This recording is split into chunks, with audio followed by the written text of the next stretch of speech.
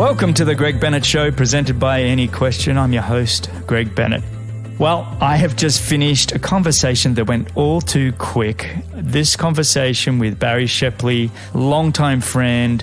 The guy is just so passionate about the world of triathlon. He's been in it and around it for the last 40 years, whether that be a coach or commentator or president of Triathlon Canada or heading up the Kids of Steel races that he has in Canada. He's been so involved in it for so long. Just a big heart. He really loves all the athletes and the people in the world of triathlon, and just some really fantastic stories. He has a book that's just come out called Chasing Greatness that you've got to go check out.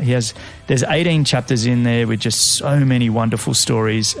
You'll be inspired, you'll be entertained, and you'll learn a little bit from it as well. I think it's just a really great book. So go check it out. That's Chasing Greatness. You can support Barrie by doing that. You can also find Barrie on Any Question. So he'll be able to answer any follow-up questions you might have for him on the Any Question platform, which you can download on iOS or Android. So go check that out. Any Question, free for the first hour. Check out Barrie Shepley there.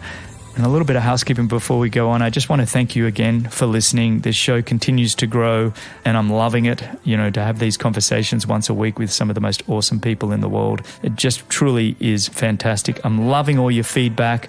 I hope you enjoy this one as much as I did. And remember, success comes to those who endure just one moment longer.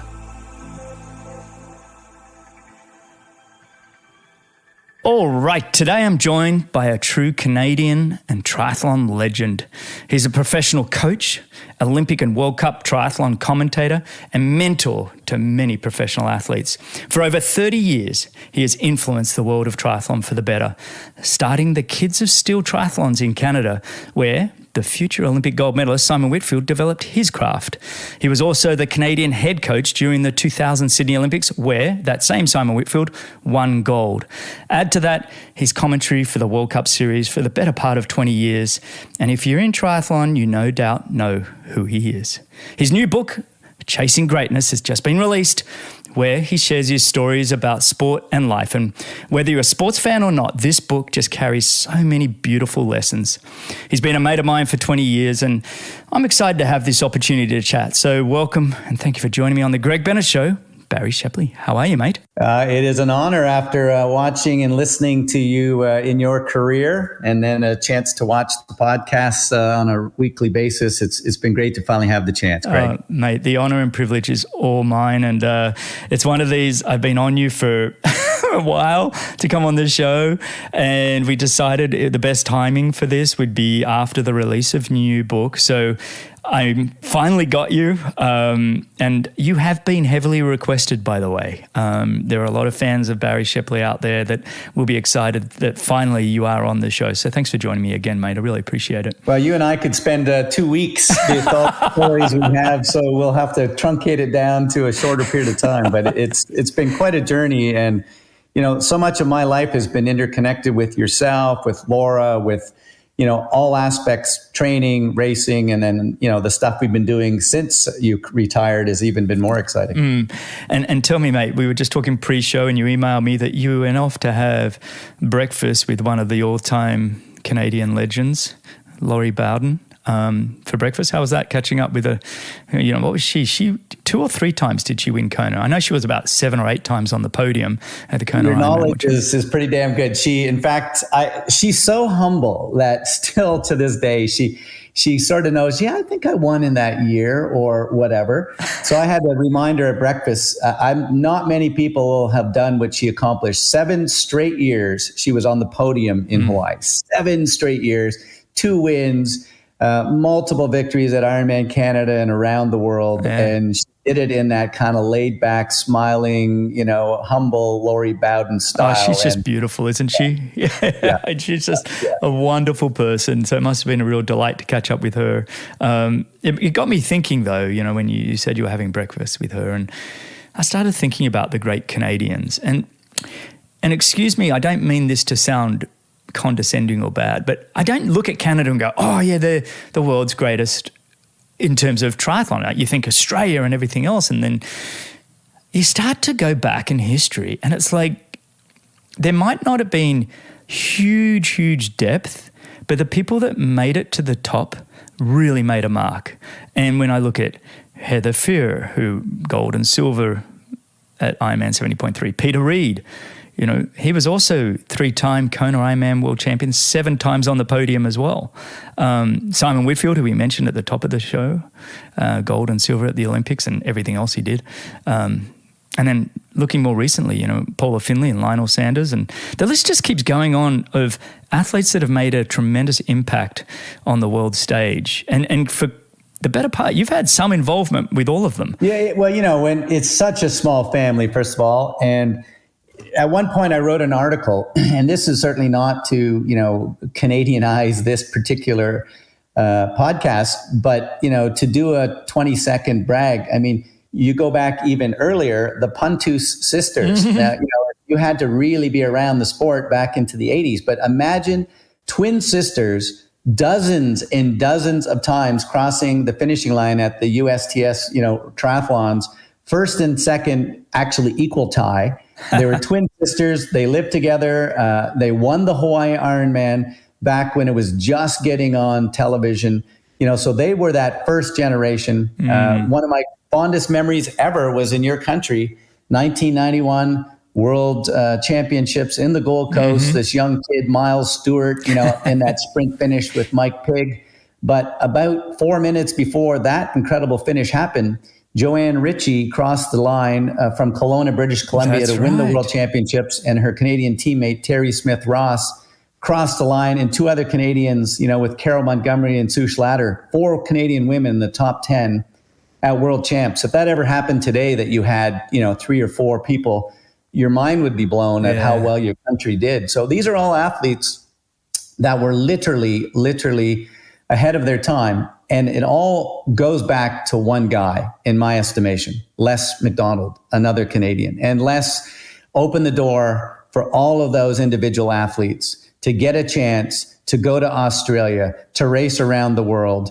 And he also opened up a door for a young guy named Graham Fraser, to host the 1992 World Championships. And that really, in my estimation, Graham could probably tell you differently or maybe different, but I believe that Les McDonald opened the door that allowed Graham Fraser to host the World Championships, eventually, create North American Ironman and all the incredible things that Graham and Sue Fraser did, in their era. And that's, another Canadian. So we had these moments and we got lucky. We were close to where it all started in California in 1974. And so Canada's proximity to the United States, we benefited. Les was on the West Coast. His vision of getting us into the Olympics, all were benefits. And all of these Canadians, from athletes to race directors to coaches, all benefited because of our proximity to the United States, to the sport, and to Les McDonald's kind of energy that he emitted out to Canada and then to the rest of the world. Yeah, I love that quick summary. It brings back so many fond memories. Going back to the 1991 World Champs on the Gold Coast, I guess I was 19. Miles Stewart was only about 6 months older than me. And that incredible sprint finish. If anybody wants to go YouTube it, that's a pretty cool one to go watch. Is this young buck, this young punk sort of sprints around Mike Pig Power and Rick Wells, who basically the New Zealander, who's one of the all-time greatest and definitely of the 80s. And he kind of tucked inside them both for the final sprint to take the win on the Gold Coast there. It was a big moment because that's, it was Miles' hometown and everything. So that celebration, a little shout out for Miles. For me, those memories, now we're talking 30 years ago.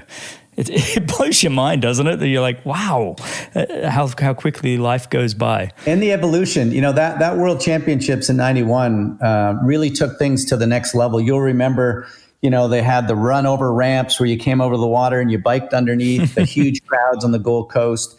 And, we've been back to the Gold Coast many times for World Champs and other big events. And, but Australia was, the zenith. I mean, I came home mind blown that a country of, 20 million at the time could be producing so many incredible athletes. And, then the opportunity for all of these athletes to go and spend the North American winter in Australia and to do those incredible fast racing series that you and, Macca and all these other guys did in that era, and women.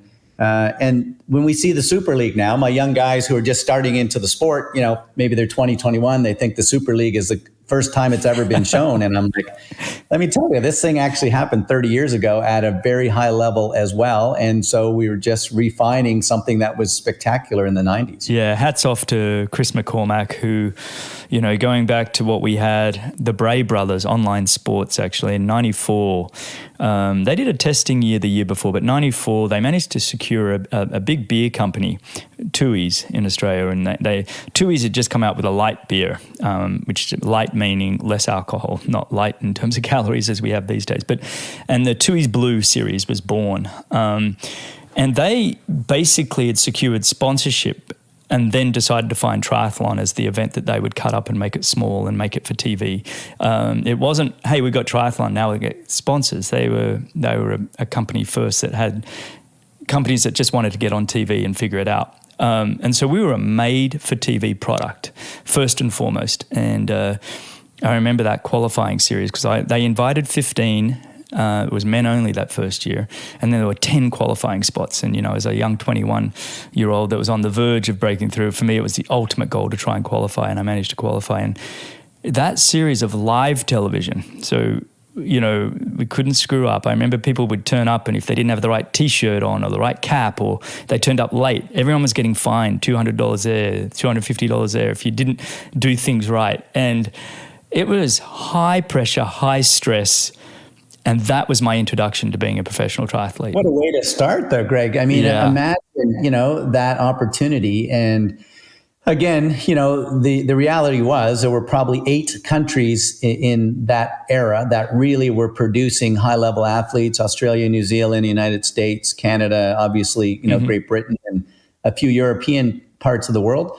But boy, the quality of racing, and I love it when I see an old YouTube video clip of, you guys, Troy Fiddler and Bevan, and all those guys of that era, the men and the women. It just was such great racing. And I think you now only have to look to see what the French have done, with their Grand Prix series. And that's why, in my estimation, France has replaced the Australia of the 90s in terms of producing another star and another star. I was just in Montreal for the World Championships 2 weeks ago, and these young French kids, the next bunch of young French kids are coming through. They're groomed, they're experienced. They did what you guys were doing at 17 and 18. They've been doing it in France, for 3 or 4 years on these Grand Prix racing.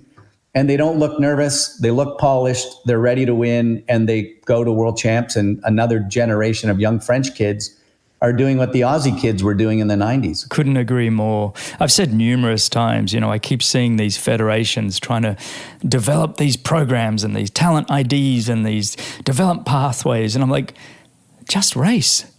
Exactly. If we can have great races, and I'm not sure federations should be the ones putting on races, but if you can find companies that are willing to back and put on races, all these kids want to do is race and have fun. And like you said, watching someone like a Cassandra Bogrant, the way she's racing and delivering, it's hard to see her not being, a strong medal contender come Paris. And one of the issues, I think you and I probably come from a similar bias. All of this testing and that testing and this whatever. There's one good way to test. Put your ass in a race and let's see if you can deal with, the stress of standing on a beach. Can you run in off the beach? Can you deal with people touching you as you go around that first buoy? Yeah. And there's a guy who used to train with many years ago, Jasper Blake, who went on to win Ironman Canada. He was not a great swimmer, but I remember doing some workouts where we would actually do it in a pool. We put 3 swim boys in a 50-meter pool and make you do these triangles. And he had, in a pool, in a straight line, in your own lane, he might have been the 8th fastest guy over 200 meters. But you put him in that pool where you're climbing over each other like water polo, and he would be the 3rd guy out because his competitive nature, he didn't mind getting mauled. And boy, does that not reflect what would happen in a triathlon when 50 men are trying to get to that first swim buoy at 200 meters? I don't care what your swim time is in a pool. If you don't like people touching you, you're maybe not going to necessarily come out of the water in the right place. So I think putting you in racing, see how you deal with stress. How do you deal with the competitive nature of other people around you? It doesn't mean you don't do some baseline fitness testing and, that kind of stuff. I get it. But I think that the more often that you can race, the better that you see your skills evolving, and you really see who's cut out for elite racing and who is, a good trainer who can't race. Oh, mate, I couldn't agree more. I have two stories on that.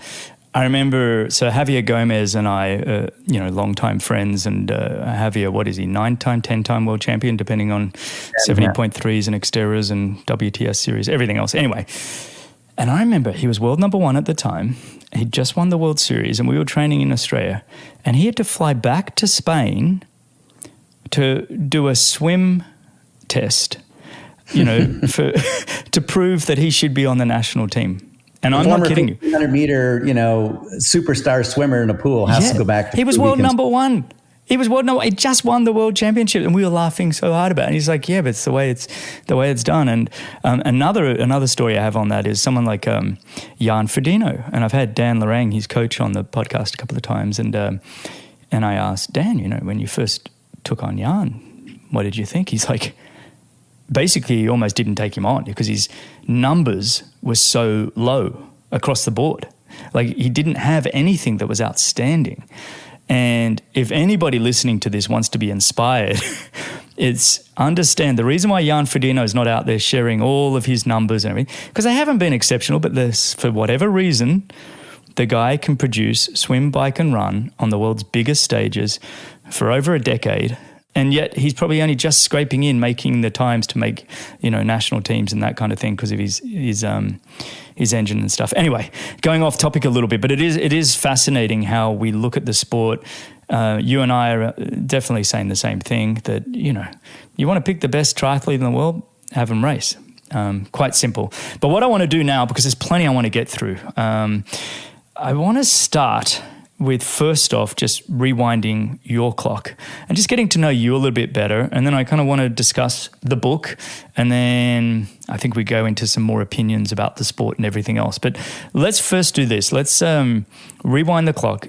Tell me, your journey to finding the passion for the sport of triathlon, and how did that all start? Well, I think like many people, it was around television and watching those very first, Hawaii Ironman races. I grew up in a town without a stoplight and without a swimming pool. So, it wasn't really destined to be a multi-sport athlete, but I played ice hockey. It was a thing. I'm a goaltender.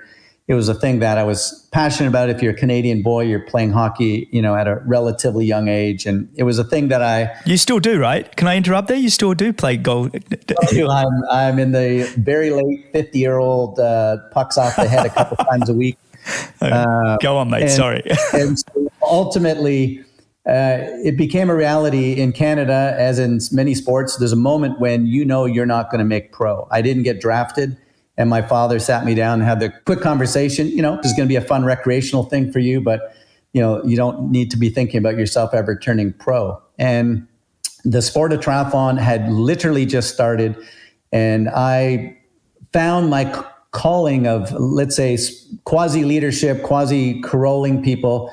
And in this town of 2,000 people, I was able to get a club of almost 100 people training for triathlon. I was the coach. We swam in Lake Erie, which is one of the 5 big lakes that surround us here in Ontario, and ultimately started a club that evolved and moved to McMaster University when I was there. And once I got to Mac, I had a 50-meter pool, 400-meter track, world-class, athletes who had come from other sports, and triathlon was just taking off. So I had this luxury of these great athletes who were interested in this thing, had no idea how to get started, but they might have been a world-class rugby, water polo player, or they might have run 5Ks and 3,000s in high school.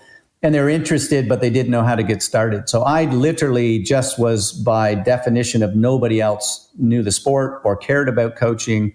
I was at a university and I took on that role. And the second opportunity that really was critical for me, I became the first founding president of the association. So I tried to find race entries. None existed because you couldn't actually call the office and find them.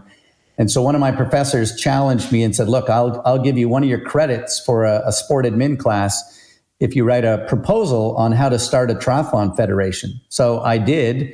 And within 3 months, the federation was my university residence room. When you called the hotline, you got my outgoing telephone number. What year was this? Sorry, Barry. What year was this it? would have been 1983, 84. Wow. So early in the campaign. Yeah. So when you were calling the office, you were calling my residence room. And I wasn't very bright, but I knew that every sport I had ever watched had, a nice pyramid, 1 million kids playing soccer or swimming or hockey or gymnastics, whatever. And at the top of the peak were a few elite Olympic athletes. Well, here I was in this sport that had all of these 30 and 40 and 50-year-old adults that were joining my association and not one child. It was all 20, 30, 40, 50-year-olds doing their first local triathlon, maybe hearing about the Ironman, wanting to go to Penticton.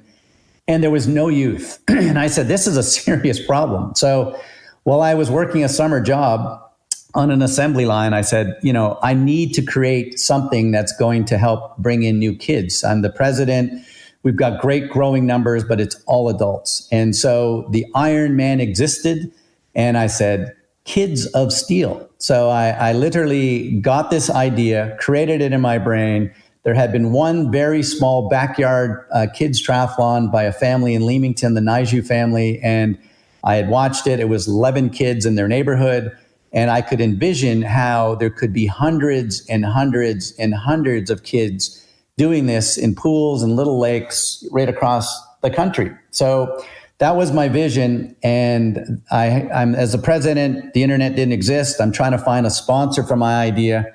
And there was a company called Triathlon Leasing in downtown Toronto. So I got into their boardroom, knew nothing about it. As it turns out, they leased 3 different products. That was the Tri Leasing.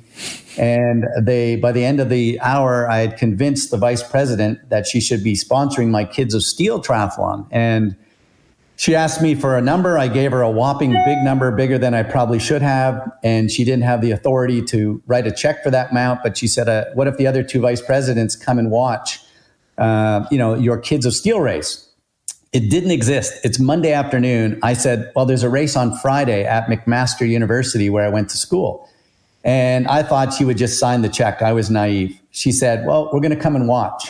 So now I get on the GO bus from Toronto back to Hamilton. It's an hour and I'm panicking all the way. I now have 3 vice presidents coming in 4 days to see a race that only exists in my head.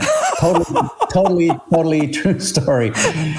So as most campuses have, a summer camp for kids who play hockey or tennis or basketball or volleyball, I went to the head of the program and said, look, on Friday, I need all 300 kids in your summer camp doing their first ever triathlon at 1:00 in the afternoon when these vice presidents show up. And so long before there was Weetabix Kids and these other programs around the world, and before there was Iron Kids in the US, this lady, Judy, showed up with the vice presidents. We're on a campus. And I learned that day what you and I now know. Every kid is a triathlete. In the summertime, they ride their bike, they hop in the pool, they kick a soccer ball, they eat a hot dog, they run a bit, they do it again the next day with their pals.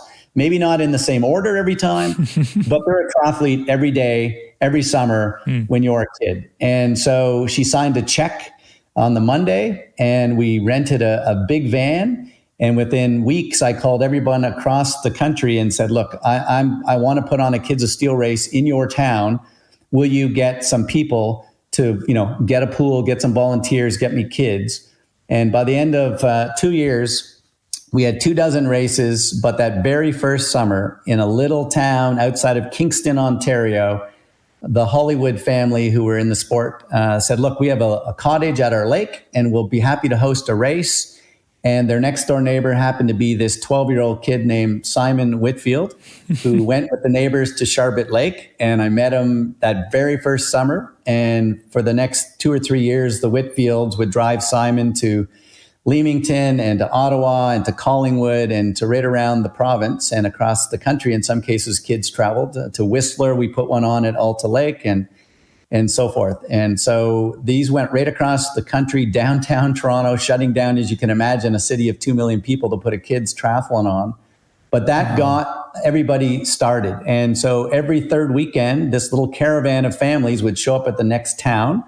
And for 45 minutes, they would do a kids race. And that became this little fun thing. And then families would have picnics after.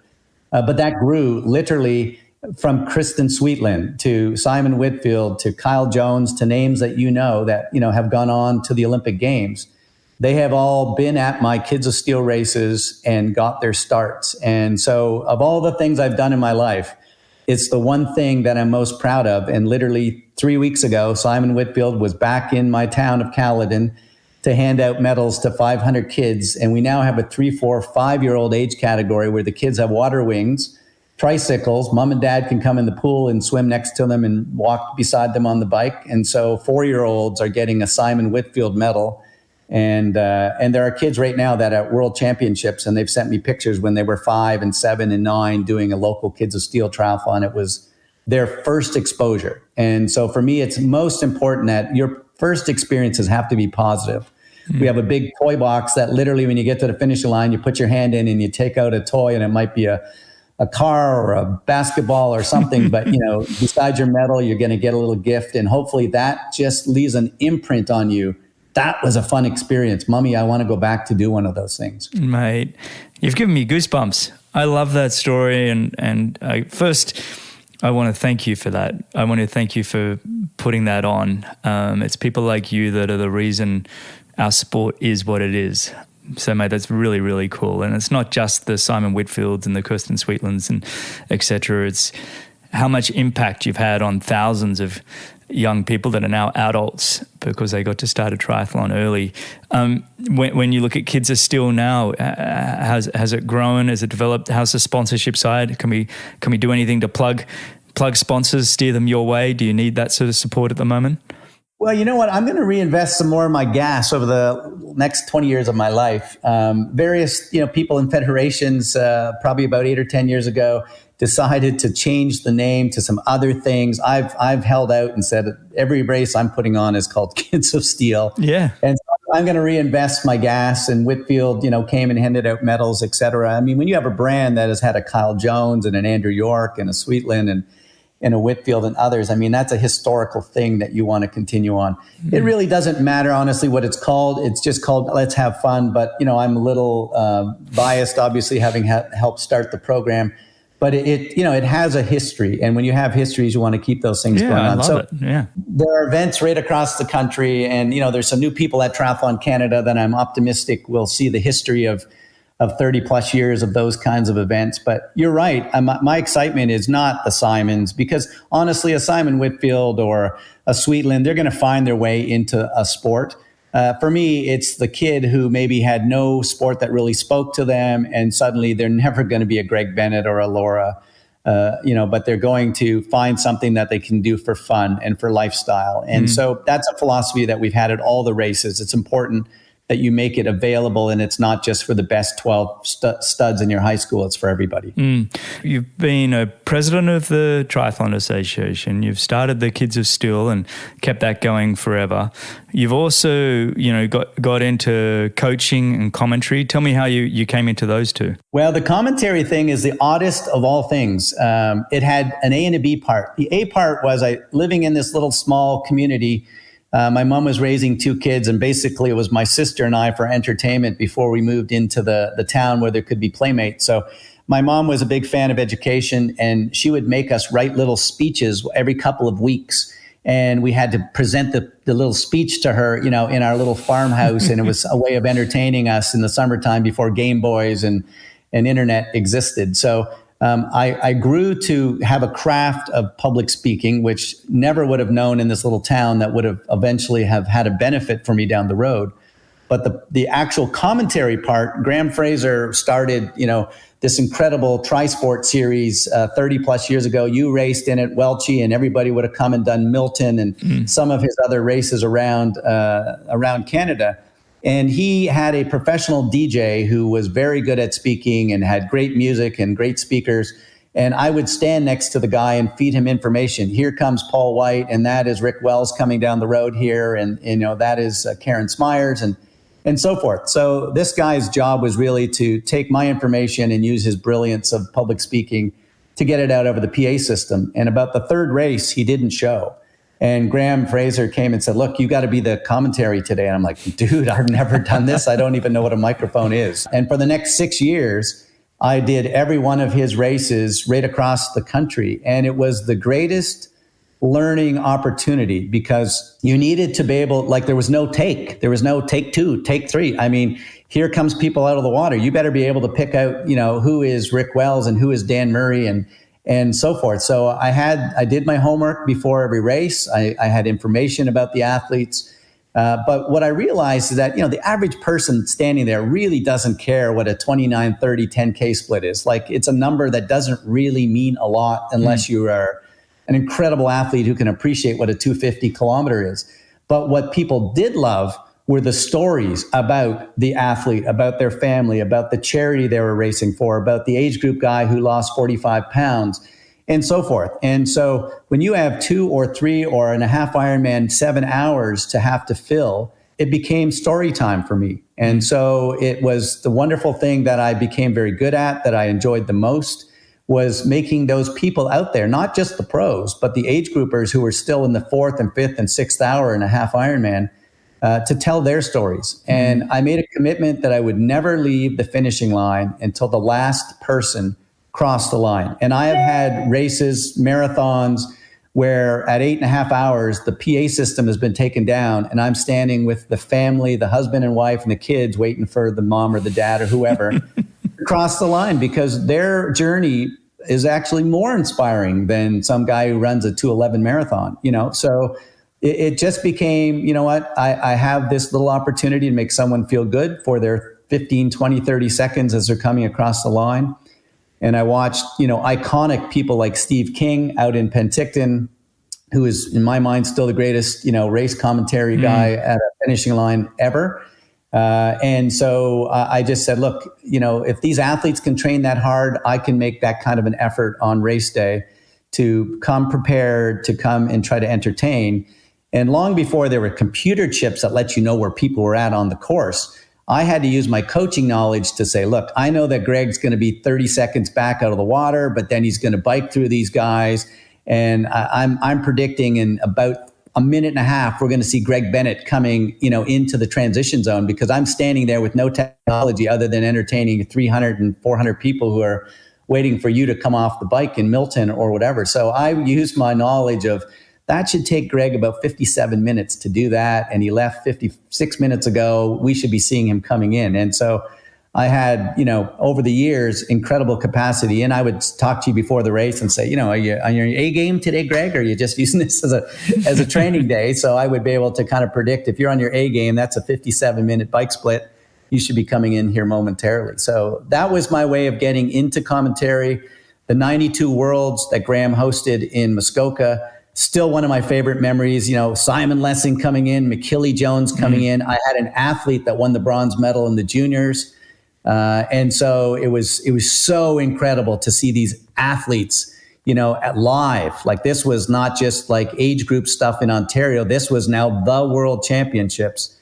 And Les McDonald was impressed enough after those 92 Worlds that, opportunities with the ITU started to pop up. And in those early days at ITU, they would send a crew to the race, get all the pictures, bring all the pictures back to Vancouver, edit a show.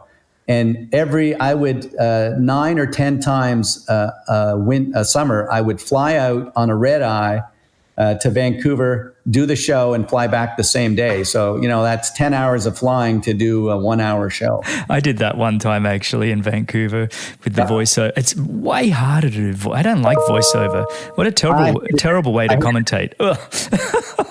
You can try to be too cool, right? Like, it's awful. I've seen some guys do post stuff and they want to make themselves look intelligent. Like, if he looks back, he might be dehydrated. Well, the guy's going to pass out in about another 500 meters down the road because you already know the outcome of the race. So I always made a commitment on those shows. Yeah. Whatever I felt going in before the race would start, I was going to honor, if I thought that, Hunter Kemper was looking great going in, then I'm not going to suddenly, when this tape show happens, pretend I don't think Hunter's going to have a great day. I thought he was going in. So I would try to honor that. But like, if a crash is coming, a crash is coming.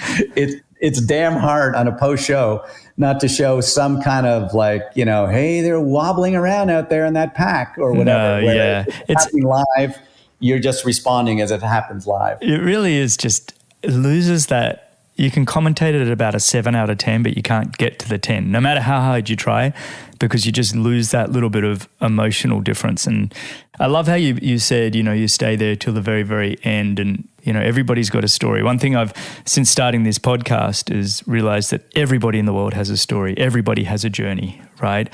And it's fascinating to have these weekly conversations, because it's not just about the very, very best in the world.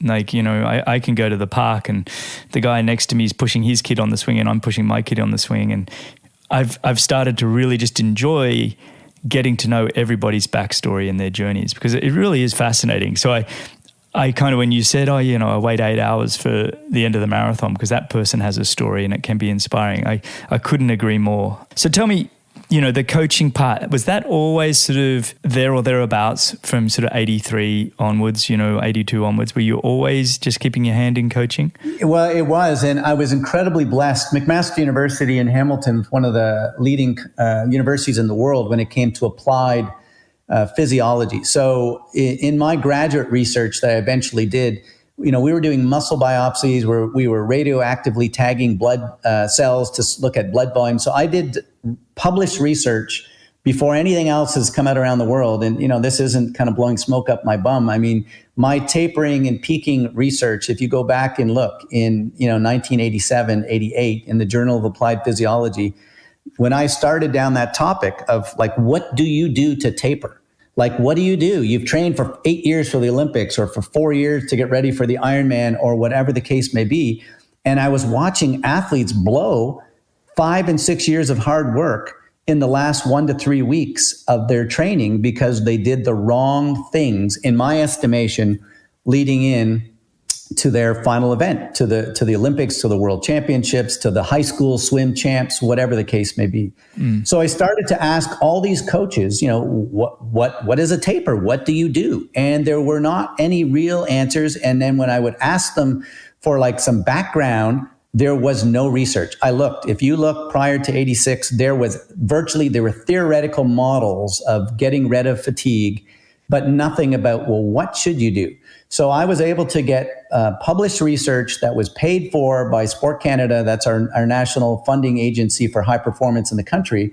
They were interested in, well, what should they be doing? And so they paid for 2 years of me being able to pay a dozen athletes to literally have to just do what I asked them to do for 2 years. They could not go off and train and do other things. They had to follow the protocols that I had set out for them. And ultimately, not to get boring with statistics, but the very best model is if you are comparing yourself to yourself. Mm-hmm. So they were on all 3 of my tapers. And the first taper, amazingly, had very good results. And this is what I call the zero taper, or I am sick taper. It's happened to every person you know. They get sick. They said, if I hadn't already got an airline ticket to go to that race, or I hadn't already had some commitments, I wouldn't have shown up. I had a week of virtually bedridden and I wasn't able to do anything. It's going to be a terrible day. They go out and they have a very, very good race. Mm-hmm. And they go, I don't know where the hell that came from. Well, my research showed where it came from. They were able to get rid of all of this massive fatigue out of their body. And now they're going in very rested. Now, it's not optimal because you've got fibers that haven't done much for 5 or 6 days. And psychologically, it's not great. But physiologically, they were able to get rid of fatigue. And so the zero taper actually showed some great results.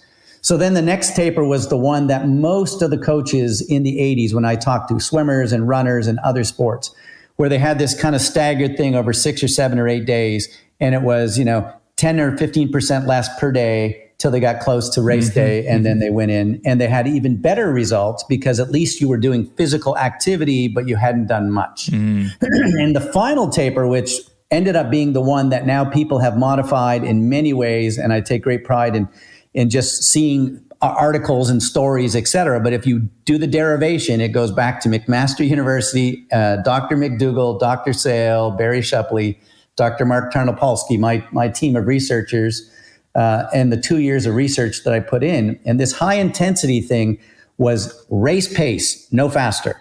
And that's where people get it wrong. As they're resting, they're feeling better and better, and they want to go faster and faster in that last week. Well, you're now causing muscle damage. So you had to do just enough fast stuff to keep your fast twitch fibers alive and activated and blood volume kind of cruising along and that feel for the water or the feel on the track. But so small work that you got rid of the fatigue. And on race day, you end up having these great results. So now the art of what people have done in the last 20 plus years is modified. Okay, what if we do a little more of this, a little less of that? And if your fiber type is this or your age is that, as an example, my older athletes eat a longer taper than my younger athletes because it's longer to get fatigue out of their body. And if they're doing, something that's more intense, they need to have a little bit of intensity in that last week. So that stuff just led into the coaching for me. And so I had a university that allowed me to use athletes as human guinea pigs. I paid them. They saw performance enhancement. I was one of the few, coaches in the era. There certainly were coaches, the Cole Stewarts and the Suttons and all these people around the world, the Hellemans and, all these great people that were out there. The French had their guys and so forth, but there weren't many. And I just happened to be lucky enough to be coming along in the 80s and in the 90s. And so for a decade, from 91 to 2001, I was the national coach before Lance Watson took over. And so it was a great opportunity in this heyday of these Canadian athletes, the Heather Fjords, the Lisa Bentleys coming along, eventually the Simon Whitfields, were in there and others that were coming through that era. So I was just lucky to be in an era of phenomenal athletes, of huge growth, of Canada having a larger role then than we have now, just because, the Portugals and Italys and Spains that weren't a factor in the 80s and 90s are now generating, world-class athletes on a regular basis. But I was lucky to be there. And I literally went to the Olympics as an unpaid volunteer coach in 2000. In fact, my wife has a very large bill for the year I had to live in Victoria to get the National Center rolling. That she paid the bills back in Ontario while I was living in residence, with 18-year-old kids, wondering why their grandfather was back in residence at the University of Victoria getting ready for the Olympic Games. I love that story. The physiology part and the tapering is a fascinating conversation that we could make this whole podcast about. It's something that took me a long, long time to really know who I was as an athlete. And that was more by trial and error. It wasn't working with great physiologists like we have access to these days, or yourself, or Dr. Dan Plews and these kind of people. Sure. It was kind of a little bit trial and error, but I remember, for a consistent type tapering, it always depended on the kind of volume and where I was in fitness and everything else. But once I knew I was fit, I loved sort of the 10-day taper. Was what fell into both my psychological performance and my physiological. And a bit like you said, it was like, I'd go 75% for 3 days, 50% for 3 days, 25%, and then go into the race, and then hitting certain markers in terms of intensity. But I also had times where through my anxiety was probably a little bit high, and so I would taper longer out. And I remember even saying a couple of times to Laura, I'm like, I'm feeling the pressure going into Dallas where I have to win, and that feeling is the greatest feeling in the world when you have to win a series or whatever it was. And I'd say to her, 3 weeks out, I need you to take over the program. Athletes are terrible at, really terrible. And you can see Lionel, his improvement each time he's honestly listened to or worked with a coach. I mean, It doesn't matter how good you are. You need to. And, Simon did that his whole career. He made sure that he was very good at that. Joel Filial or Lance, myself, others over the time, he always had his finger involved in the pie. Yeah. And I think that a great athlete has to. But you also need somebody who can be a little less emotional and say, look, dude, you need a recovery day. Like going and drilling yourself harder because today was a crap day isn't what you need. You need a lighter day tomorrow, that kind of thing. Okay, I want to shift gear a little bit here. Well, still staying on your past, but I want you to, I'm putting you on the spot here, so I haven't given you any time to consider this, but if you look back at the last, 40 years pretty much in the sport, what's been the biggest high for you? Has there been one moment or several moments? What has been the high for you? Wow, that's a great question. I would say one of the highs for me was middle of September of 2000, not Simon winning the race, But at Canada House, about 13 hours after he crossed the line in front of the Opera House, we were at this massive party. Blue Rodeo was playing, and 2,000 Canadians were there to wait for Simon to come into the hall. And within a short window of time, maybe 15 minutes after he came over and put his gold medal around my wife's neck. And I'm tearing up right now thinking about it. Just saying, look, part of this medal is yours, to Karen. And, he did the same thing to you in the grandstands 6 hours before. He realized that gold medal was 100 people who had contributed as training partners, as coaches, as sponsors, his parents, of Lance, of so many people. But he did not forget those people in his moment of joy. I mean, the greatest moment of his life, he is taking a minute to find my wife in a crowd and put this medal around her neck. So more for me than him crossing the line, and more for the psychotic moments you can only imagine that happened in Sydney, was just this personal moment of him remembering that the year that I was in Victoria, that my wife was paying the bills, that was only allowed to occur because of the Shepley teamwork. And he went over and recognized my wife. And that meant more to me than him crossing the line with the medal. Isn't it beautiful? It's like, you and I both share those kind of memories together. And I've even been asked that kind of thing, career highlights. And people are always a little bit surprised when I say, my best mate at the time, my training partner for the months leading into the games, and we'd known each other for, 10 years previous and trained together. And as you mentioned, he came over and put the medal around my neck and said, "This is yours." And that was like those moments, even though, like you said, it wasn't us crossing the line, it wasn't our victory in the sense of us getting the accolades right there and then, but to be a part of something that was uniquely special to the sport. It was the first time ever it was on at the Olympic Games. For me, it was almost an emotional release because I'd gone through the whole court cases and being left off the Australian team, and then flew to Canada to help Simon prepare, and it was all this kind of like, okay. So it was a very special moment. Awesome. You were so awesome on that whole experience. You don't blow your own horn. I personally would have had you on that Olympic team.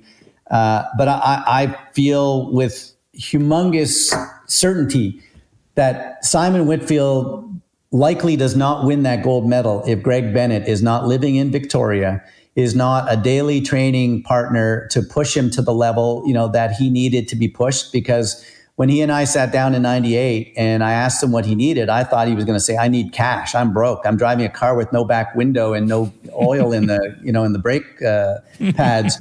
But he said, "I needed training partners." And, how could you not have had the greatest training partner in the months leading up than Greg Bennett, who has won on the Sydney course, who has learned how to do these things, who's older, who's had maturity, all those things. And for you to come and contribute to his ultimate victory and then to be in the grandstands, to me is one of the incredible stories of sport.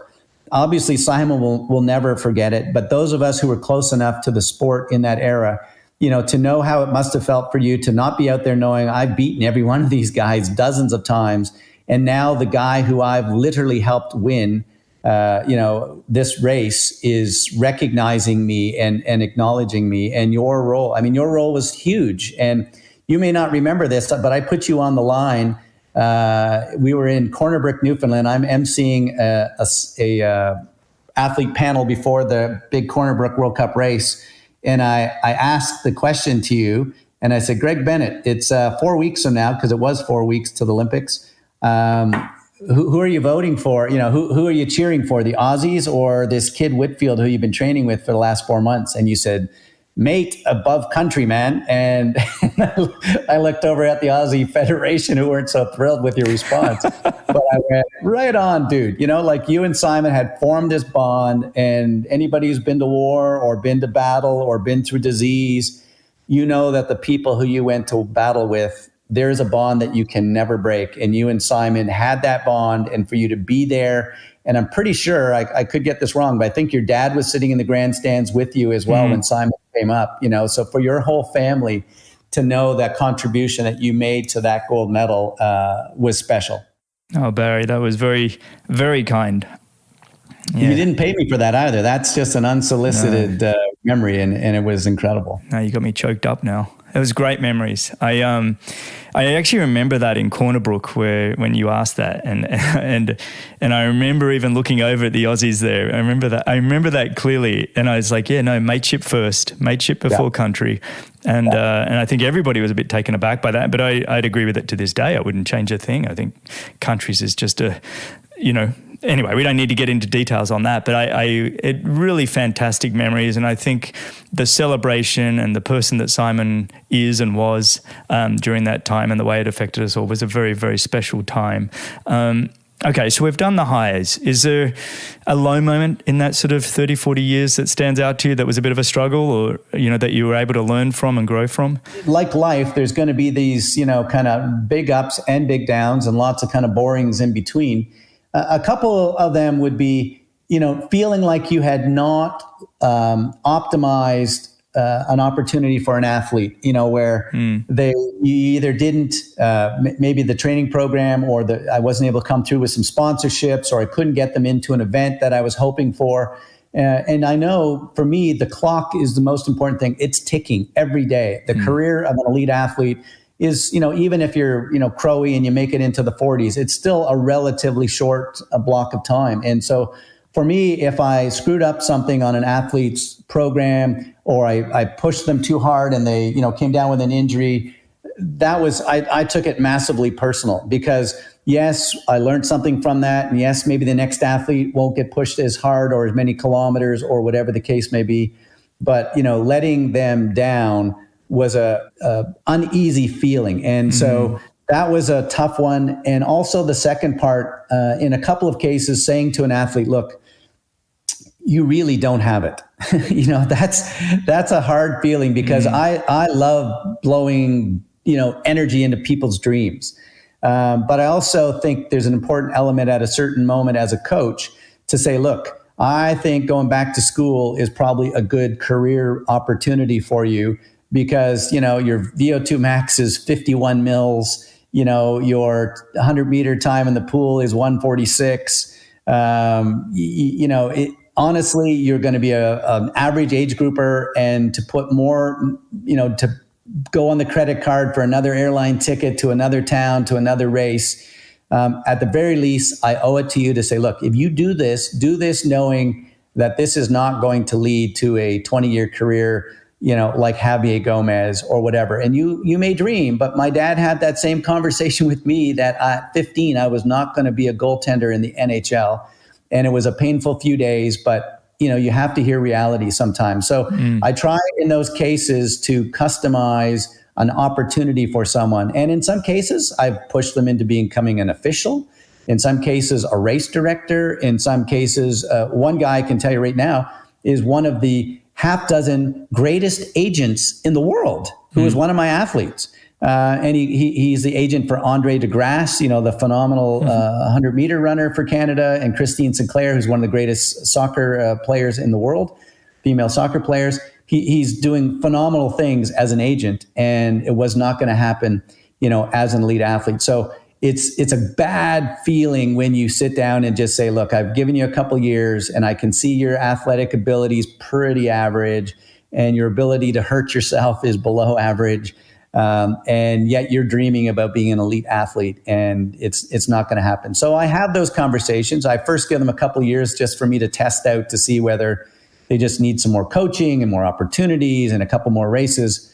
But that's always for me a low feeling of saying to somebody, like, that dream you have, that's not going to happen. Yeah, it's a difficult conversation, but for some that don't get it, has to be had. Like, you always hope that the individual is going to recognize perhaps that they've got some talent, but it's just not this thing that they're doing, right? I mean, it's actually the amount of conversations I've had on this show and with some of the greatest coaches in the world, like yourself, they wanted to be the world's greatest cyclists or triathletes, Cliff English, Joel Filiol, Dr. Dan Plews. Each and every one of them said, my goal was to become a professional triathlete, or cyclist in Cliff English's case. But then they've gone on to become some of the world's greatest coaches and physiologists. But it took that, either somebody kind of just nudging them a little bit, like you said, and it doesn't feel good to have to give somebody that kind of, look, you can keep going if you want, but I'd suggest it's not an easy conversation, and I get it that those are low points. Now, look, we've gone a fair way into this show, and I wanted to get to your book, Chasing Greatness. Quick mini break just to remind you to go check out Any Question, and you can go find Barrie Shepley on there and ask him any follow-up questions you have to this podcast.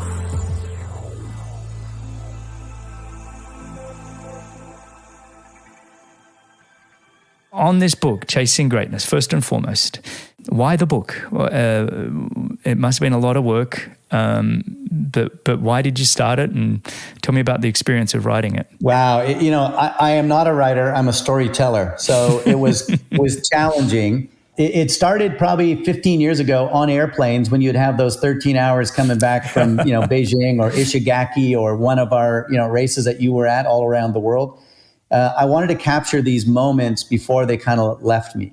And so one of the things that I started in Sydney and have done at every single Olympics, every 4 years, is I would do a daily newsletter back to tens of thousands of people eventually that what did I see that day? I was so lucky to be at the Olympic Games every 4 years that I wanted people who would never get that opportunity to feel what it was like to be sitting in the cafeteria and there's Haile Gebrselassie literally sitting next to me with the Ethiopians having their breakfast, and then look over and see Serena Williams and Venus Williams, signing autographs because they were rock stars even amongst the Olympic rock stars. So I shared that every 4 years. I had all of these notes and memories, and my wife and others would continue to say, you know what, you should put these ideas into a book. And so what I wanted to come out of the book was how an average person that came from a town of 2,000 people without a swimming pool, without a Tim Hortons for those around the world, it's, our coffee shop of Canada, how you could become lucky by applying daily hard work, by taking up every single opportunity that stood in front of it. And Les McDonald said to me 30 some years ago, you have to be where sport is. You can't be sitting in an office talking about it. You have to be in the hub of where it happens. And I moved to his house in North Vancouver to learn at the foot of the legend. And every morning we would get up to 40 feet of fax paper that had come out of, when it was back, that big wax long paper came out of the fax machine from Australia and Europe and whatever. And he would explain to me what's happening over here and there and so forth. So I had all of these behind the scenes memories and stories, and Les is gone. Les can't share that story any longer. And so I felt, at this point in my career, there's an opportunity to share stories that are about sport, about commentary, about behind the scenes things that go on that nobody sees, because often you just want to, show the best of what's come out on the other side, but you didn't see literally at one of the Olympic Games with 60 seconds to go, our comms were not working. And we had to run into another room that turned out not to have a computer with any of the timing things. And all of my notes, my cheat notes, were all taped on that table in the other room. And now I have to do the Athens Olympics, which you were in. Mm-hmm. And my only savior was Andy Potts is coming out of the water first. So, so I knew all of those years of watching you guys race, who should be doing it. Thank God Andy didn't have a bad day and come out ninth, because I'm predicting, Andy's kind of be coming out of the water. So the book, the hardest single thing was the editor leaving some great stories on the floor. That is my biggest tears, because there were spectacular stories. And she just said, that great story doesn't fit into these 18 chapters. And so that was painful. But when you hire someone who's a professional, whether it's a swim coach or the guy, the mechanic for your car, you have to trust that you've hired them because they know something better than you do. So Chasing Greatness literally was me chasing greatness, but it was mostly me helping people chase their own greatness. And in there is a story of a young 19-year-old kid who is going to be one of the best 110-meter hurdlers in the world. And an accident put him into being paralyzed, and he could have been frustrated and angry at the world. Here I am, 20. I'm now not going to be going to the Olympics, on the hurdles.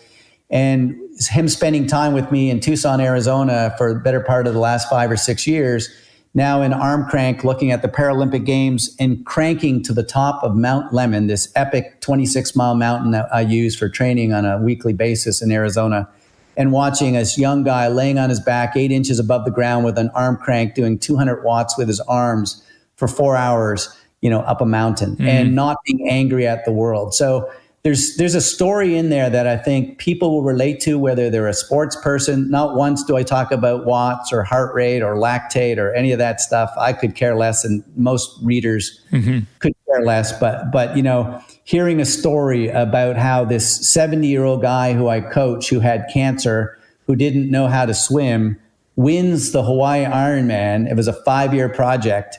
And becomes, one of the few people ever to break 12 hours in the Hawaii Ironman, on a hot day. And we're getting ready as we speak. I was with him yesterday, and he's going back in 2023 to try to set the world record in the men's 75 and over. So to spend time with these people who are 70 and have had, challenges in their life and diseases to overcome. And how do we set the positive mindset, at 60 and 70, as well as the 20-year-old Simon Whitfield, who, is getting his ass kicked in Corner Brook, Newfoundland for 3 or 4 years before you guys put the magic together, in 2000. So hopefully Chasing Greatness inspires someone to finish that song they've been thinking about, finish that cabin that they've been looking at on that empty property on their island.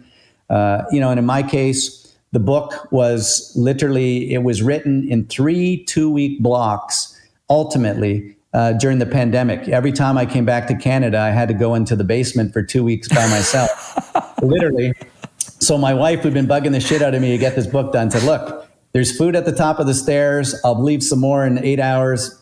Start writing. I couldn't leave the building. And so in 6 weeks, over 18 months of pandemic, I wrote the book. And now it's, that scary part of, okay, well, you've written that sucker.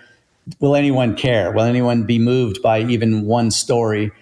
So for me, that's now the scary part, because there's a lot of, personal, emotional things of 40 years, people that inspired me, and hopefully that they will inspire, a reader to just say, wow, that was a cool story. I mean, this guy was no great athlete, never made the NHL, couldn't fin. I did an Ironman, but, I had 80-year-old ladies passing me.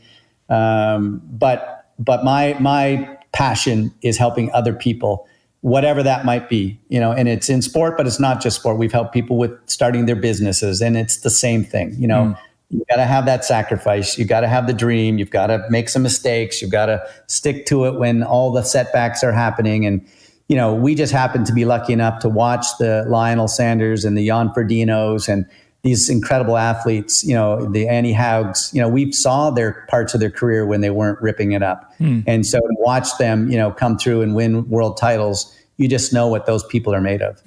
Well, first and foremost, mate, huge congrats. Writing a book is an incredible process to go through. And I wouldn't be stressed or anxious about how people are going to enjoy this.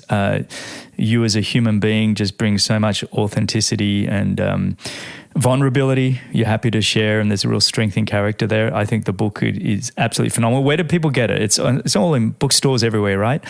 Well, when you're a self-published guy, you're lucky if your grandmother has it in her cooking place. So the easiest place for most people will be Amazon. So if they go to Barrie Shepley and Chasing Greatness, they'll be able to get it. I'll put links in here so people can just grab it up from the podcast. I've had people, who are been waiting for it for a long time, and so the fun part is, for you and I, we've been around the world. I mean, New Zealand and Australia and UK and Europe and Asia.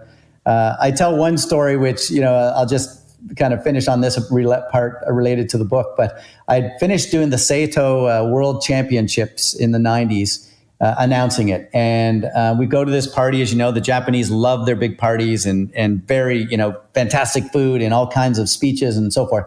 And there was a Japanese guy that was staring at me for a very long time, uncomfortably staring at me. And I said to my wife, there's something weird. That guy has not stopped looking at me. Wherever I move in the room, he's staring at me. It's feeling uncomfortable. So I went up to my translator and said, like, who is that guy? And can you find out what is up? So he comes back and says, would you mind posing for a picture with him? I said, sure. So I pose for a picture and I find out the greatest story. So as you know, all those years of ITU races and all the commentary, et cetera. Well, this guy's job was to take the ITU show that I just finished. He spoke Japanese and English, translate it, and then he had to do Japanese Barrie Shepley, not his own show. He had to basically do what my wife calls Barryisms, which are not in the English language, no matter what English language you speak. Yeah. And this poor bugger for 8 years had to do 9, 10, 12 shows a year, just saying what I had said instead of being given the privilege of just doing whatever he saw on the screen and redo the Japanese commentary. So I have a picture with the Japanese Barrie, and it's still one of the bizarrest things in my life that this poor dude had to go into some little basement and like write all this crap down and then regurgitate it in Japanese with the same kind of, I'm sure there were many things that didn't translate very well into Japanese. So that's great. And he had to get a photo with you. I think that's brilliant. Hey, audiobook. Are you going to do an audiobook? Because I listen to audiobooks every single morning when I run. I go through a book every few days these days at 2 to 3 times the speed. I'm not sure how your voice will go at 2 to 3 times the speed, but are you going to do an audiobook for me? You know what? I've probably been asked that question 20 times, and I have to, the short answer is if there's an interest, I would love to do that because that's really the medium that I feel most comfortable with. Do it, because these stories with your tone as well, I mean, I can get it through reading and I can hear your voice kind of thing, but to actually have you speaking to me is... you got to do it. Well, you're not the first, so I think I'm going to get through this first couple of weeks, and even with people like Andre DeGrasse and others have donated like signed spikes and soccer jerseys and Simon Whitfield, pictures to say if you buy the book in the first couple of weeks, we're going to draw prizes for these incredible gifts that wonderful athletes who said, look, I know how hard it is to sell a book when you're not, Michelle Obama or, whatever. Somebody famous, and you don't have a big monster marketing campaign behind you. So, my life's always been put your head down, do the grind. And so I'm not afraid of that. But, I've given myself some good hard work ahead and getting on incredible podcasts like yours. Hopefully somebody will be inspired because there's some really incredible stories that you will not believe. I won't tell the story, but you got to understand, you have to go read the Beijing chapter of the Olympics. Because if somebody told me this story at a dinner party, I would say that guy is full of bull. And I can verify that everything I'm telling you about that particular story happened. We've got the pictures that it happened. We know that it happened. But you have to go read the Beijing chapter and see what happened to my wife and I at the Olympics to say, my God, that guy's had some crazy things happen in his life. What a lovely tease. All right, everybody. You know what you got to go do. Go buy the book, support Barrie, put his wife at ease, make sure that everybody go reads it, and then you can also find out what happened in Beijing. I actually just want to finish the show with an area on opinions. So this is new to the show. I haven't done this before, but it's really just an area I want to... For you and I, we have strong opinions and been around long enough that I think our opinions should matter. So, okay. Top 3 triathlon coaches of all time. John Hellemans would be one of those guys. Extremely hard pressed to not see Brett Sutton as one of the all-time greatest. Boy, number 3, I mean, I could put about 6 of those guys into number 3, which would include, Joel Filial for sure in there, would include, Dan, who's done this brilliant work with Jan and Annie and the gang. Mm-hmm. So those names would hop out, and that is zero disrespect to the incredible people, the Ian O'Briens and all those guys that are out there who all hate my face when I don't say their names. But, what's amazing about Hellemans and those guys, is they had no mentors. That was my problem. I had no mentor. Every mistake I made, I went, shit, I wish there would have been somebody I could have talked to. The new generation, can look at the stuff the old guys did. But, when the Cole Stewarts and those guys were doing stuff, they had to make mistakes and learn from it and improve upon it for the future. So kudos to the old school guys who got it done. And obviously these new, Norwegian coaches and so forth, they've just taken science to a whole new level. Great answer. Great answer. And I think you hit a lot of great names there. All right, I'm going to put you on the spot again. Greatest all-time triathlete, male and a female, one of each. Can you do that? Are you feeling comfortable enough to put one out? Yeah, I have to say Ali Brownlee on the men's side. And the Ali Brownlee's ultimate greatness I'm fearful never be fully realized because of some injuries. But I believe that if Ali Brownlee, had not had a few of his injuries with his incredible tenacity, like I was at races where the dude should not have done. He came back, he hadn't raced for 3 months, he was injured, and he comes back, and wins the race. I think one of them in my memory was in Kitzbühel, Austria, as an example. And he did it in so many different ways. He was such a brilliant runner that he could have just relied on his run. But no, he was tenacious on the bike. Like people would say, why the hell is a guy pulling 32 other people on the bike? And I can remember one of the memories for me was in Leeds, where he and Johnny was prepared to sit up and let the pack catch them. They were 15, 20 meters behind. And I knew in Ali's case, if we can just get into the little technical section in downtown Leeds, because he came from a swim that was outside of town about 9 miles, and he's got 20 guys that are putting 450 watts, 500 watts coming after him, and he's pulling his brother, and Johnny's looking behind going, oh, Lord God, they're right there, they're coming. No, Ali would not let up. They got through into the technical section, came out with a minute lead off the bike, and the two of them, running past a 65-foot tall Ali Johnny poster on the side of some big monster building in Leeds, to a monster crowd in your town. Like, Lord God, you back that up with the win at the Olympic Games, when to even make the Olympics is incredible. To have the Olympics in your own country, insanely lucky. And then to be 1-3, you and your brother at the finishing line. I mean, it was just such a remarkable career to watch. The way he did it, the few times he moved to long distance, he was there. So there are 10 other names I could put in there for various reasons. No, but don't. Let's stay with the one, because I'll support you a little bit on that, in the sense that you mentioned Ali and Kitzbühel, and I remember in, what year was it? I think it was 2011. And I thought, you know what, I'll maybe give the Olympics one more go, and I'm 39, almost 40. And I went and did Madrid and Kitzbühel World Series races just to get some points. I hadn't been doing it. I've been focused on the US non-drafting series. And I went to Madrid, got absolutely hammered. It was like, that's a whole nother story, but I got the time of the race wrong and ended up being half asleep for the whole race. Anyway, went off to Kitzbühel a couple of weeks later. Had a great swim, came out of the water, sort of top 10. Ali was there and on the bike, and I'm charging the bike, and Ali's abusing everybody. So I throw some abuse back at him because I didn't want to take it. I hadn't really raced the guy. I was pretty foreign to it. And then on the final, about a lap and a half to go, he gets away with 6 others or whatever on the bike leg. And I'm like, what? And he just kept dropping bombs on the bike. He just never let up. And I was like, wow. And my ego was a little bit like, hang on, I'm the Uber biker. Who's this guy? And then not only then did he get off, he then went and dropped the fastest run split by over a minute from the next run split. And I went back to the hotel and I said to Laura, it's over.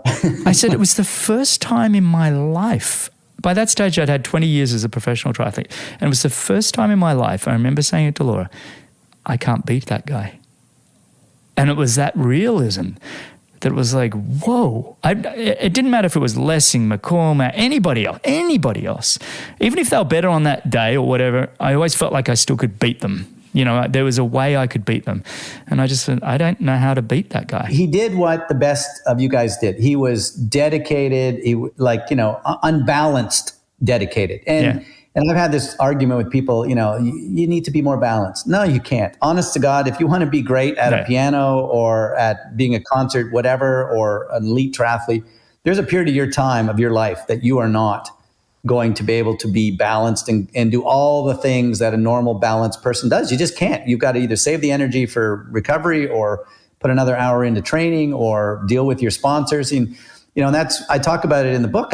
Like when you think of how many times Javier Gomez and Ali Brownlee, as an example, and, Helen Jenkins and part of her era, would have to go to do another press conference in another town. Well, the other, 110 athletes are in the room with their feet up waiting for tomorrow's race. I mean, they had to do all those things to promote the sport, and they did, and they were phenomenal ambassadors. And then they went out the next day and they destroyed people. I mean, it was, if you weren't there and saw it 100 times, you'd go, well, how impressive is that? But days when they weren't feeling well, days when, like I saw Ali, a couple times coming down, and his only real problem was he didn't love the heat, or the heat didn't love him. No, that's right. No, for sure. Look, there's a whole bunch of names we could throw in there, but just a huge shout out to Ali and his career. It's absolutely amazing. Women's side for me, I think I wouldn't use the word hands down, but I'll use the words hands down.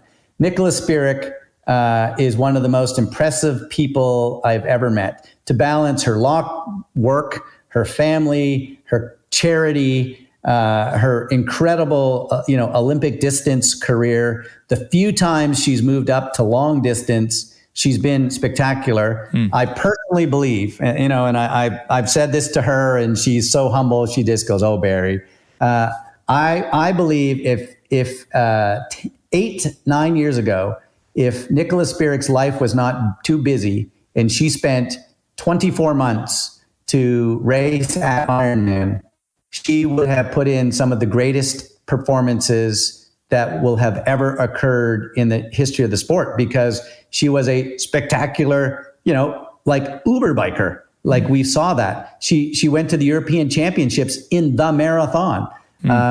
And I don't know if the combination of her coach, kept one of them at long distance with Daniela and one of them at short distance. I mean, Daniela had a spectacular career, coming 8th at the Olympics as well. But I just think that had she spent 2 or 3 years at that long distance, she could have been the equivalent of the spectacular Chrissy Wellingtons and Daniela Reefs and Marinda Carfries and, those people who just are icons at the Ironman distance. I think she could have done that as well. And the average person who only paid attention to Ironman wouldn't have necessarily respected Nicola in the way that she should have been respected long distance for the same thing that she was short distance. And then look at the length of her career.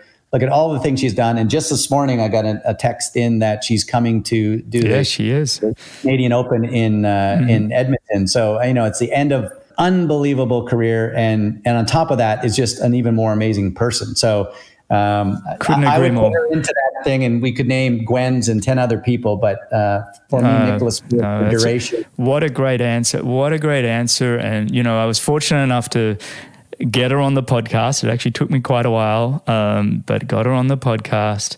And one of the funny takeaways of that episode was that she never saw herself really as a professional athlete. She just said, no, I'm just an amateur and just happened to win Olympic golds and Olympic silvers. And I think there's a little bit in her from the conversations I've had with her. I don't know that Ironman was truly her passion. She was a bit like me with that. It was kind of like, I think I could have done all right at Ironman, but it wasn't really what I wanted to do. I love the all-out power racing. I mean, I'm watching her go a sub-8 Ironman, just a few weeks ago. And, when she does want to go into the long distance, she does very, very well. But, I remember her as a junior in 98, 99 at the Lausanne World Champs and, winning that World Junior Champs. And here we are 23 years later. And she's still the top of the world. It's an insanely long career. And you got to remember, during that time... Probably 1 year when I talked to her of being in the Olympics. Yeah. Literally, had she been 1 year older, she would have joined that, Magali Mesmer and, Bridget McMahon, that era of women, probably on that Swiss team for Sydney, and literally could have said, I've been to every Olympic Games that ever existed, et cetera. I mean... It's just off the charts. And then you got a law degree, and then you've got 2 or 3 kids, and then you've got charity. It's a team. Her and Rito are, again, most people, if you haven't followed the sport long enough, don't know how incredibly accomplished Rito, her husband, was as well. So I just have such admiration for her. And I got that she didn't have the real jizz, to just go for it and be an Ironman athlete just because of the time, and maybe it didn't speak to her. But there's no doubt in my mind, watching how well she could swim, she could bike and run a marathon, that it would have been something she would have excelled at, not just did okay at. I agree with you, mate. It's quite extraordinary that both Daniela and Nicola are training partners under Brett and Sutton, and they'd both be thrown in the argument of greatest of all time and their resumes. Just exceptional. Mate, quickly before I let you go, predictions for 2022 and beyond. All right, let's start with Kona. Who's going to win Kona Ironman World Champs 2022? What do you think? Let's put ourselves out there. I'll give one too. Okay, well, I am as Homer as you can go. And in the book, you'll read a section in a chapter that I have been to Hawaii every year and will go back to Hawaii every year until Lionel Sanders retires or wins that bastard of a race. I have a hockey stick with a Canadian flag on it to hand to him when he gets 200 meters for the finishing line. So I was glad that he did not win the unofficial Hawaii Ironman in St. George, because it would have been a weird place to win Hawaii if you only win it once. So I'm going to go with Lionel Sanders simply because I'm an emotional guy and lots of people say you're a loser. That's okay. And I know that there's some other guys in there that are going to have just no, of course. We're having fun, mate. We're having fun, and you're allowed to have fun and pick your favorites. And I'm going to do the same. I'm going to pick the old dog. Jan Frodeno is going to come back from injury, surprise everybody, and silence the critics. So there you go. We're both a bit soft, mate. That's all we are. We're picking our people. You know, Jan Frodeno the other week was so great. I was meant to record an episode, and the guy that was coming on had to postpone. And I literally texted Jan Frodeno, which in the world of triathlon is not a... Yeah. And I said, mate, I need you to do a podcast tomorrow morning with me. Can you do that? And he did. And those kind of people, when your mates are that good, and I know he had a lot on. Mate, the guy, he is injured and is dealing with all sorts of other things, and here he was, he came on. So for me, I just want to back him because he's a friend, and I'd love to see him get healthy and have one more decent crack, you know, as a 41-year-old, which he'll be 41. I guess he's not 41 yet. But all right, for the women, who we got? Well, I've never given up on this woman's talent, and that's Daniela Ryf. You know, she it was wonderful to see, like, most of her career, she would be happy, you know, finishing with a win or whatever, and not that emotional, but to watch her in St. George, you know, just how passionate she was. And, you know, you love it when people start to give up on you, and you like, there's a new hunger to come back and prove. And I mean, you don't lose that kind of power on the bike. And, you know, she's a very good swimmer, and, you know, the things she's overcome, whether it was getting stung by jellyfish or whatever the case may be. So I think that she has this renewed hunger, and I would, you know, love to see her add another one. I mean, she's already in the beyond iconic stage. So let's just add another, you know, kind of one more to that trophy. Okay. You and I are going to agree on that one. I'm a huge fan of Daniela, not only as an athlete, but as a human being and a person, and have always enjoyed our time. Whether that's, she's quite good at the parties too, mate. She's a good time. So incredible athlete, and also finding a way without being coached by Brett Sutton and having to find herself and train herself. I think has been, you know, it's always like, can she do it on her own? And I think St. George proved that. So I'd be excited to see her come back and really do well at Kona. All right, the World Series. Who's going to win that? Men and women. Wow, that is that's a hard one. It is on a couple of things, because I'm going to show my ignorance now, and I can't recall if they're counting points from last year into this year. Oh yeah, it is getting a bit confusing, isn't it? It's been an odd, you know. First of all, kudos to the ITU World Triathlon and everyone who has kept events going during the pandemic, because you know, you realize how complicated dealing with, you know, national health federations and how you get athletes into a hotel and out and all that kind of stuff. So I'm personally believing that this current era is a little bit, I'm just going to put it like a gray zone, where for the better part of the last 18 months, I'm not necessarily sure that the ultimate ranking is really truly the ultimate ranking, meaning, you know, is guy number 5 or girl number 6 really the 5th or 6th best, or are they just the athlete who happened to be close enough? You know, the Aussies couldn't get out of Australia very easily, and some of the Kiwis weren't racing and so forth. So I'm just purely enjoying watching the racing. You know, I was in Montreal, and literally I'm looking down, and Hayden Wilde is coming around the transition zone. His chain is popped off, and he's bent over with his hand on the chain. He is doing a 180 around the roundabout to go back out. The pack has left him by about 50 meters. And this absolutely spectacular machine of a dude is dealing with the stress of the crowd, trying to do a 180 with one hand, put his chain back on, knowing that the pack has gotten away, and he catches back up. And then he and Alex Yee, you know, with their just unbelievable, run out there. And like, you know, when you're standing there, I mean, I miss the hell of announcing. I miss it desperately. But, you know, I literally paid for my own ticket to go to Montreal because I've never missed a World Championships. And I'm like, just because I'm not doing commentary, I mean, I'm a fan of the sport. I bought a ticket. I went to the crappiest little hotel I could find in Montreal and by myself, stayed for 2 days and watched the World Championships in Montreal. So, you know, watching Hayden, watching Alex Yee, they are a very special group of athletes. And when you realize that Alex Yee probably should have just gone running, you know, the athletics, British athletics wanted that kid. He was so talented. Watch that crash that he had and what could have been career ending. And now to see the success that he's having, you know, I mean, just the continuation of the Brownlee monsters, which were a continuation of Spencer Smith and Simon Lessing. I mean, what an incredible career the British program has had. And, you know, I was so inspired to watch, Georgia Taylor Brown have, no bike. 3 days before, she still didn't have a bike, and she dealt with the pressure of that, et cetera. So I'm less going to stick out a name and just say the quality of the racing is spectacular. I don't think the rankings are as legitimate right now as they could be, but that's because some athletes haven't necessarily got it. And the person who wins the title may not be the best athlete in the whole world. It might be the person who raced 4 or 5 times. I mean, here's Flora Duffy, whose bike doesn't show up and, doesn't get a chance to race. But the quality and the depth, if you and I look now, the 30th place athlete, in my estimation, is more skilled today than they were at any point in the last 30 years. We could do a whole podcast just on that. Who do you see winning the women's title? The women's title, I think if Flora gets a bike, I don't know where the points are, a bit like you, but it's hard for me not to just consider always Flora Duffy at the top of that list. I think she's got to the point now where she almost doesn't need to be pushing the envelope. She just needs to be ticking boxes.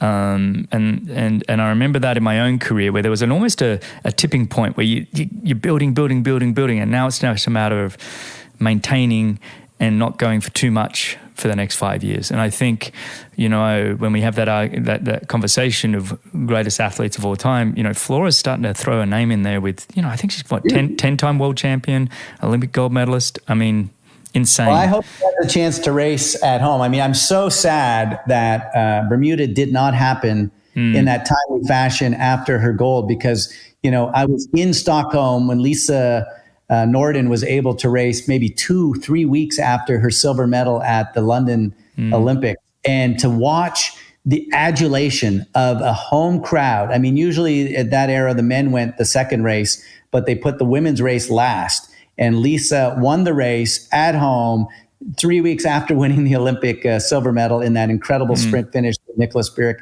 And so I'm sad that top of her game, Flora Duffy did not get to entertain the Bermudians, in that same Olympic year. I mean, I would be willing to bet that the race at the end of this season will be more important to her than Xterra, the world title, whatever. Like, that's the race because these people knew me when I was 11 and 12. They had every television turned on. I'm pretty sure her face is on the money now in Bermuda. I'm not sure, but I'm pretty sure of that. We know she got a street named after her and a public holiday, I believe, as well. So how cool is that? I want the Greg Bennett holiday. That's what I want. It would be good. Yeah, and I think I would, for the men, I would say the same as you. I think Alex Yee is the standout with Hayden Wilde just right clipping there, which just gives us great races, and I think eventually Hayden will wear him down. I'm just not sure if it's going to be this year, but I think, with Hamish Carter in his corner and a couple of the other New Zealand greats, I think Hayden Wilde come Paris. Very interesting to watch. I'm excited about Paris for all the French athletes. You know, when you look at Cassandra Beaugrand, I'm really hoping that Vincent Lewis can come back. He's one of my all-time faves.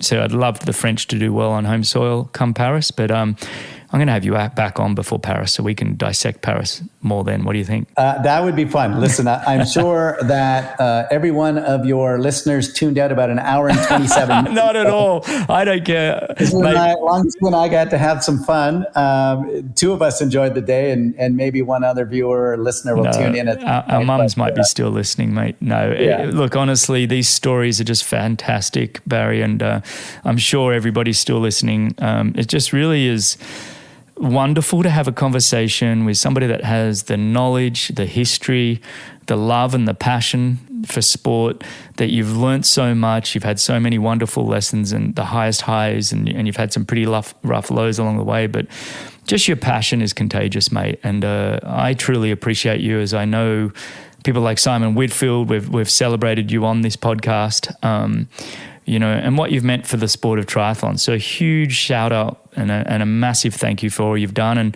obviously a big thank you for coming on and spending your morning chatting to me, mate. I truly appreciate it. Well, it's huge. And, you know, not unlike Joel Filiol or these other coaches that wish they were great athletes, if I could have stopped a puck a few more times as a 15-year-old, I would not have been rolling around in triathlon for the last 40 years. So I'm happy that I let a few more pucks go by me, you know, as a 15-year-old, and I was able to have this incredible journey. And I hope that some of those stories come out, you know, in the book, Chasing Greatness. Mm-hmm. And I would love to hear from some of your listeners, if they do pick up the book, you know, what either spoke to them or a memory that they had that it triggered, et cetera. It would be wonderful, because I love interacting with people that, you know, do what we do and have the lifestyle that we have. Awesome, buddy. Well, Barry, thanks again, mate, for coming on. Truly appreciate it. For everybody listening, you can actually find Barry on Any Question. You can go to anyquestion.com and Barrie Shepley will be there. You can go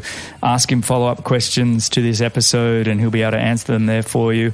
You can also find all the show notes, timestamps, the links and coupon codes at bennettendurance.com/media. Thanks a lot for listening. If you enjoyed the show, your support would truly be appreciated. You can visit the Patreon page, or you can subscribe with your podcast app of choice. Don't miss the next episode, so subscribe and be notified. For show notes, if you want to know more, please visit bennettendurance.com.